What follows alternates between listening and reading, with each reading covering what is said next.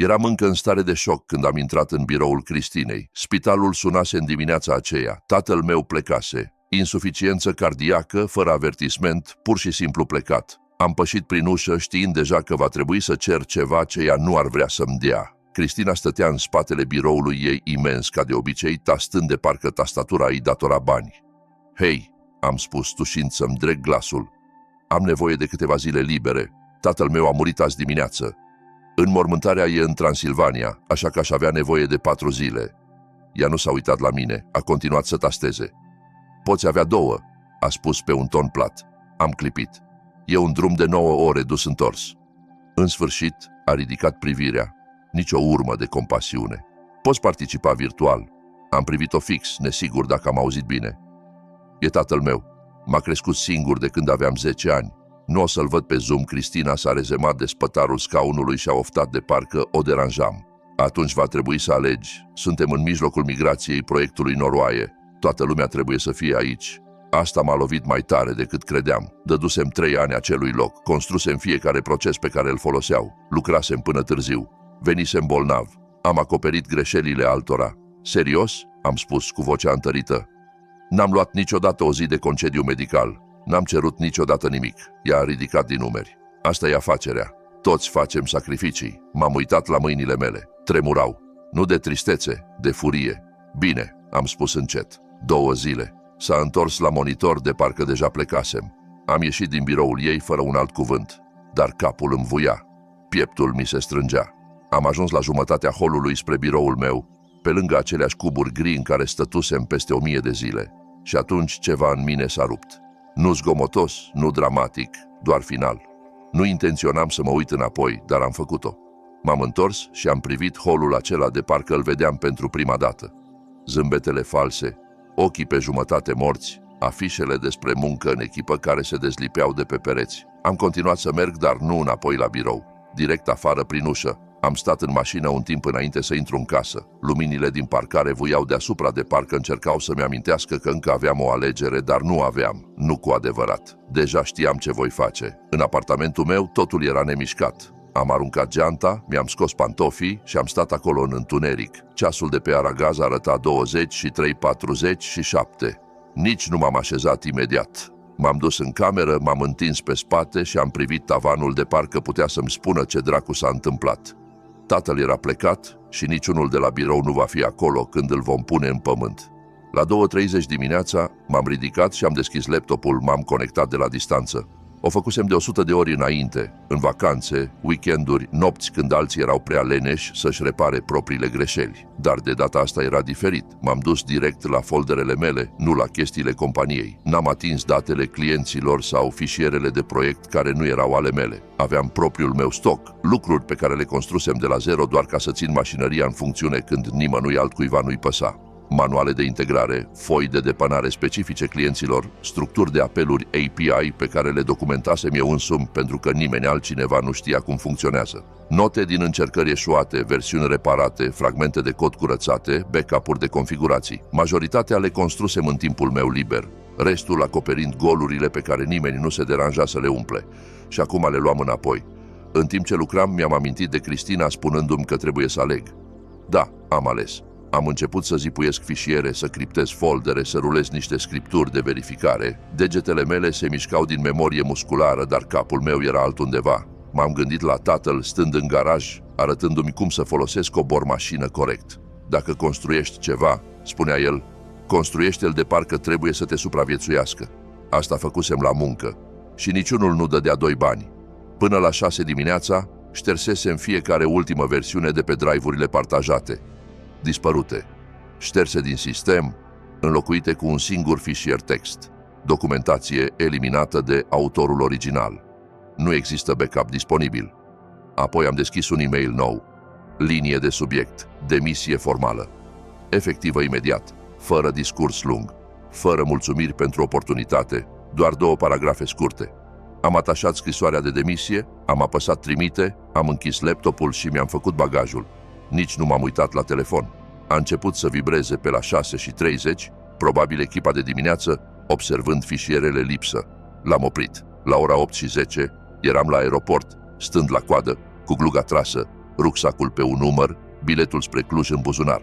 Agentul de la poartă abia s-a uitat la mine. Nu-mi păsa. Pentru prima dată în 3 ani, mă simțeam ca și cum nu mă prefăceam. În timp ce urcam în avion, cineva din spatele meu la coadă se plângea de locul său. Voiam să mă întorc și să spun: cel puțin tatăl tău încă respiră, dar n-am făcut-o. Am continuat să merg. Loc la mijloc, rând strâns, fără spațiu pentru picioare. Nu conta. Mergeam acasă. Am privit pe fereastră în timp ce decolam, fără să mă gândesc la Job sau la Cristina sau la Ion sau la vreunul din ei. Mintea mea era la capela din Sibiu, cutia de cafea în care tatăl ținea șuruburi, mirosul de lac de lemn, felul în care fluiera în timp ce lucra. De parcă lumea era un pic mai puțin stricată dacă rămâi suficient de ocupat. Nu aveam idee ce mă aștepta acolo, dar nu eram speriat. Am aterizat puțin după 14. În secunda în care roțile au atins pista, am pornit telefonul înapoi. S-a luminat ca un pom de Crăciun. Deci 9 apeluri ratate, majoritatea de la Ion și Cristina. Mesajele vocale au început să se încarce înainte să se încarce ecranul de blocare. Am ascultat primul. Hei, sunt Ion. Am observat că lipsesc niște fișiere. Poți să mă suni când aterizezi? Al doilea. Tonul tăios al Cristinei. Escalăm asta intern. Dacă a fost accidental, clarifică imediat. Al treilea. Aur curat. Cum iar? Asta nu e cum se comportă profesioniștii. Am pufnit și am băgat telefonul înapoi în buzunar. Era bogat, venind de la un tip care odată a uitat să spună unui client că contractul lor se reînnoiește automat, la dublu preț. Am luat mașina închiriată, un Ford Focus albastru prăfuit care mirosea a fast food și tristețe, și am condus spre sud, spre Sibiu. Cu cât mă îndepărtam de oraș, cu atât era mai ușor să respir. Casa tatălui era exact cum mi-o aminteam. Cărămidă joasă, acoperiș înclinat, lumină pe verandă, care pâlpâia când bătea vântul. Am pășit înăuntru și m-a lovit mirosul de rumeguș, cărți vechi și cafea neagră, de parcă timpul nu o atinsese. Cizmele lui erau încă lângă ușă. O cană stătea pe blatul din bucătărie pe jumătate plină, de parcă doar ieșise afară o secundă. Am stat acolo, cu mâna pe tocul ușii, inspirând totul. În noaptea aceea am stat treaz în garaj, așezat la bancul de lucru, în timp ce încălzitorul vuia în colț. Am început să sap prin sertare vechi, cleme, dălți, șurubelnițe mici. În dulapul de jos am găsit o cutie metalică plină cu cărți poștale, legate cu elastic în grupuri, exact cum le ținea el. Nu colecționa pentru bani. Spunea că statisticile spun povești mai bune decât fețele vreodată. Telefonul meu a vibrat iar. Nici nu trebuia să mă uit. E-mail-uri acum. Primul de la Cristina. Subiect: acces urgent la documentație necesar, perturbare clienți. Al doilea, urmărire necesară, migrație incompletă. Al treilea a venit de la Ion ore mai târziu. Putem programa un apel scurt mâine? Vreau să discutăm situația ta și planurile pentru înmormântarea tatălui tău. Amuzant cât de repede au învățat numele lui. Am apăsat reply. Am tastat. Mâine la 14:00, ora României funcționează. Voi trimite invitația. Fără semnătură, fără emoție, doar afaceri. L-am setat exact la ora 14, chiar în inima deadline-ului lor pentru migrația noroaie. Știam ce însemna ora aia pentru ei. Am închis laptopul și m-am uitat în jur. Întregul garaj era liniștit, exceptând vuietul blând al încălzitorului și scârțâitul ocazional al grinzilor vechi. Se simțea mai viu decât orice birou în care lucrasem vreodată. M-am rezemat de scaunul vechi al tatălui, mi-am pus picioarele pe bancul de lucru și am privit telefonul vibrând iar. Panicau. Bine. Acum puteau simți cum e să pierzi singura persoană care ținea totul la oaltă. Dimineața următoare am făcut o oală de cafea în cana ciobită a tatălui cu domnul reparator și am pus laptopul pe masa din bucătărie.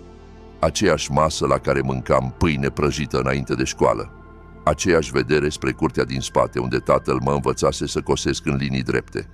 Exact la 13:59 am apăsat linkul întâlnirii. Fața lui Ion a apărut prima, cu ochii roșii, gulerul strâmb, de parcă nu dormise.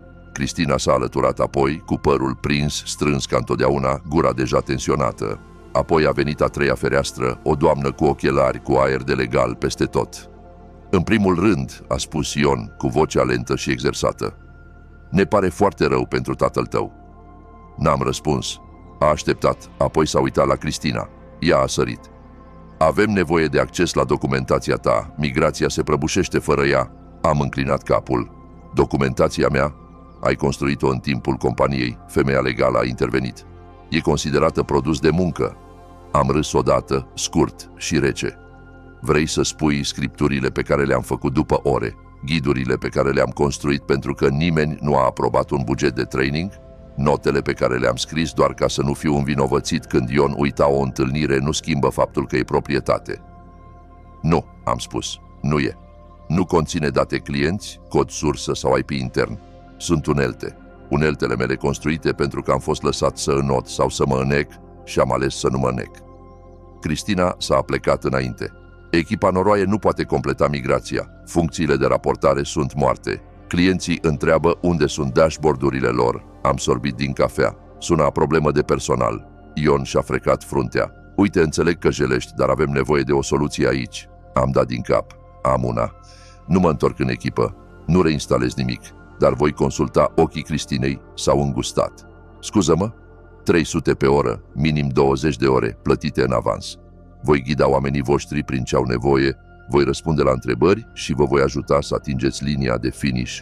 Asta e extorcare, a răcnit Cristina. Am ridicat din numeri. E cerere și ofertă. Ion a vorbit. Nu putem aproba genul ăsta de cheltuială fără să trecem prin finanțe. Atunci vorbiți cu finanțele, am spus. Pentru că ceasul ticăie și noroaie nu va sta să aștepte în timp ce voi bâșbâiți prin backup-uri care nu există. Legal a rămas tăcută tastând.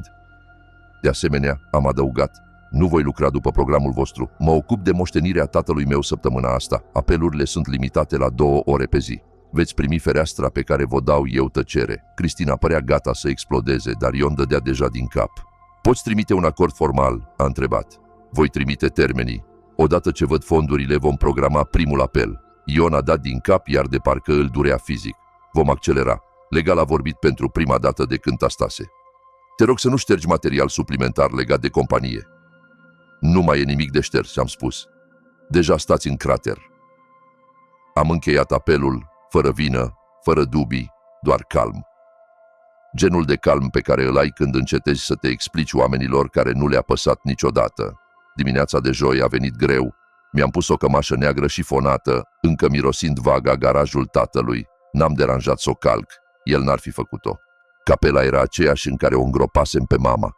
Aceleași vitralii, aceleași bănci scârțâitoare, același covor care se simțea mereu ușor umed, indiferent de vreme. Acum era rândul tatălui. Am stat aproape de față, cu mâinile în buzunare în timp ce oamenii intrau. Vecini vechi, prietenii lui de la colegiul comunitar, câțiva tipi de la Asociația Veteranilor. Nu erau îmbrăcați fancy, dar fiecare a apărut. Tatăl tău m-a ajutat să repar boilerul în timpul unei furtuni de zăpadă, a spus un bărbat, bătându-mă pe umăr. Nu m-a lăsat să-l plătesc, a adăugat altul. Chiar și frizerul lui a venit, ținând o cutie mică cu fursecuri. Ura tăieturile de păr, a râs ea. Dar mereu mi-aducea plăcintă în iulie. N-am vorbit mult, doar am dat din cap, am îmbrățișat câțiva, am luat totul în mine. Apoi l-am văzut pe domnul Bănescu, profesorul meu de atelier din liceu, venind pe interval. Aceiași ochelari groși, același mers rigid. M-a tras într-o îmbrățișare de parcă încă aveam 17 ani. Tatăl tău nu s-a oprit niciodată să se laude cu tine, a spus cu vocea groasă. De fiecare dată când îl vedeam, era copilul meu, a construit tot sistemul ăla singur. Erai lumea lui întreagă, gâtul mi s-a strâns. Am dat din cap, nu puteam scoate un cuvânt. Serviciul a fost simplu, câteva rugăciuni, un imn pe care tatăl îl plăcea. Un tip de la colegiu a dat un elogiu scurt despre cum tatăl repara mereu automatele de vending când serviciile nu o făceau. Nu era înflorit, nu era lung, dar era real. După am ieșit. Afară am scos telefonul și am văzut numărul. 27 apeluri ratate. L-am băgat înapoi în buzunar fără să citesc numele. Am mers în spate la magazie. Pe banc stătea un mic pandantiv de lemn. Încă aspru pe margini, pe jumătate șlefuit, gaura pentru lanț nedăltuită. L-am ridicat, l-am întors în mână. Îl făcuse pentru mine. Mi-am amintit cum mi-a arătat designul acum o lună. Spunea că era nuc de la un copac pe care l-a tăiat în curtea mătușii Iulia. Am luat hârtie abrazivă și m-am apucat de lucru. Nu repede, nu atent, doar constant. Nu mă simțeam mândru sau satisfăcut sau justificat. Doar clar. Vineri dimineața eram înapoi la masa din bucătăria tatălui. Cafea într-o mână, laptop deschis, căști în urechi. Apelul noroaie a început la 9 fix. Întreaga lor echipă era acolo, plus Ion, Cristina și un tip pe care nu-l recunoșteam, care arăta de parcă nu văzuse somn de 3 zile. Ion și-a adres glasul. A trebuit să amânăm prezentarea. Noroaie nu era fericit, am sorbit din cafea. Sună a problemă. Cristina a sărit. Trebuie să rezolvăm asta acum. Amenință să se retragă, am dat din cap. Atunci să începem. Am partajat ecranul și i-am ghidat prin totul linie cu linie, eroare cu eroare. Linkuri API rupte, query-uri eșuate, scripturi de raportare moarte pe care au încercat să le peticească cu copy-paste. Un proces fusese configurat greșit de 3 luni. L-am semnalat în ianuarie. Nimeni nu l-a atins. Ion a încercat să grăbească lucrurile. Putem sări peste fundal și doar... Nu. Am tăiat. Plătiți pentru claritate. Veți primi claritate. Nu scurtături, s-a închis. Am continuat, răspunzând la întrebările lor una câte una. N-am îndulcit-o. N-am înmuiat tonul. Această parte s-a stricat pentru că cineva a șters logica de rezervă. Acest raport eșuează pentru că conexiunea la bază de date se time-out la fiecare a 3-a rulare. V-am spus asta în decembrie, asta se întâmplă când vă bazați pe bandă adezivă și stagiari. La jumătatea punctului, nimeni nu a mai argumentat. Doar dădeau din cap, tastând furios, arătând ca oameni care încearcă să reconstruiască un avion în aer. 1:47 de minute mai târziu, am închis sesiunea. Ion s-a aplecat. Apreciem ajutorul tău. Asta era necesar, a adăugat Cristina. Vom avea nevoie de tine luni să finalizăm restul. Am clătinat din cap. Nu e în contractul nostru, dar mai avem întrebări, a spus ea. Noroaie. Atunci puneți-le în scris. Stai, a spus Ion. Spui că nu ești disponibil luni? Voi fi la biroul avocatului tatălui luni dimineață. Priorități amândoi păreau șocați. De parcă uitaseră că totul se întâmplă pentru că nu puteau să-mi dea 4 zile blestemate la început. Cristina a încercat să salveze. Ei bine, anunță-ne când ești disponibil. Am apăsat părăsește întâlnirea. Asta era frumusețea de a fi plătit în avans. Nu le datoram nicio secundă mai mult. Marți după amiază, m-am conectat la ce trebuia să fie apelul final. Fără saluturi, fără discuții mici. Doar fețele lor uitându-se la mine de parcă tocmai ieșiseră dintr-un accident de mașină. Ion arăta distrus, părul nepieptănat, cravata desfăcută, voce joasă. Demo-ul a mers prost. Noroaie, e furios, Cristina nici nu a încercat să ascundă. Ne dau încă 2 săptămâni să rezolvăm. După asta pleacă. Am dat din cap odată. Înțeles. Am trecut prin ultima serie de întrebări, ajustări de scripturi, probleme de sincronizare date, un raport care cumva trăgea cifrele din martie pentru fiecare lună. Mi-am păstrat tonul nivelat, calm, clar, profesional. Au întrebat, am răspuns, nimic mai mult. La sfârșit, Ion s-a uitat în afara ecranului, apoi înapoi la mine. Înainte să încheiem, mai e un lucru. Iată-l. Și adres glasul. Am vorbit intern și am vrea să-ți facem o ofertă. Una reală. A sărit Cristina înainte să pot răspunde. Nivel de director, remote. Ai supraveghea propria ta echipă. Am angajat 3 sub tine la început. Ai raportat direct lui Ion și a ezitat. Creștere de 50%. De asemenea, a adăugat Ion, ai fi la apelurile de planificare executivă înainte. Loc complet la masă, linia a tăcut. Auzeam propriul meu bătăi de inimă. Nu pentru că eram nervos, doar enervat că a durat atât. M-am uitat la amândoi. Fețele lor spuneau totul. Asta nu era recunoștință, era disperare. M-am rezemat de scaun. Nu oferiți asta pentru că am meritat-o. O oferiți pentru că vă e frică, Ion a încercat să protesteze. Asta nu e. Am ridicat o mână. Nu. Ați avut 3 ani. Am fost util vouă tot timpul, dar niciodată nu m-ați tratat ca și cum aș fi valoros până când lucrurile au explodat. Cristina s-a uitat în jos, tăcută. Am îngropat tatăl săptămâna trecută, am spus. Și prima voastră reacție a fost să cereți acces la munca mea, nu să întrebați dacă sunt bine. Acum vreți să mă promovați. Ion a expirat lent. Încercăm să facem bine acum. Am dat un zâmbet pe jumătate. Prea târziu. E vreo versiune a acestei oferte pe care ai considera-o? A întrebat. Nu, am spus, pentru că nu e despre titlu sau bani. E despre faptul că a trebuit să vă iau totul doar ca să fiu observat. Cristina a șoptit. Nu am realizat. Nu v-a păsat să realizați. Am tăiat. Și asta e diferența. O altă tăcere lungă. Am lăsat-o să atârne. Apoi am apăsat părăsește întâlnirea. Curat. Final. Tatăl obișnuia să spună că oamenii își arată cărțile doar când simt presiunea. Se dovedește că avea dreptate. 2 săptămâni mai târziu am primit un e-mail de la Camelia din Finanțe. Subiect: actualizare Noroaie. L-am deschis fără să mă gândesc mult. Noroaie s-a retras. Alți 3 clienți reevaluează. Doar gândisem că ai vrea să știi. Fără salut, fără semnătură. Doar asta. Am privit ecranul o secundă. Nu mă simțeam satisfăcut. Nici milă, doar corect. Pariaseră pe prefacerea că sunt înlocuibil. Și acum factura venise. O lună mai târziu m-am alăturat unei firme mai mici în Brașov. 10 oameni în total, fără straturi de birocrație. La al doilea apel, CEO-ul a întrebat: cum te descurci după ce ți-ai pierdut tatăl? Nu, ce poți face pentru noi? Nu cât de repede poți începe, doar asta. Mi-am luat timpul cu onboarding-ul. Mi-au spus: familia întâi. Munca vine a doua sau va ruina ambele. Se simțea ca aer proaspăt după ani de inhalat praf. Au trecut 6 luni. Mă stabilisem, în sfârșit dormeam nopți întregi. Garajul curățat, atelierul tatălui reorganizat. Atunci am văzut-o.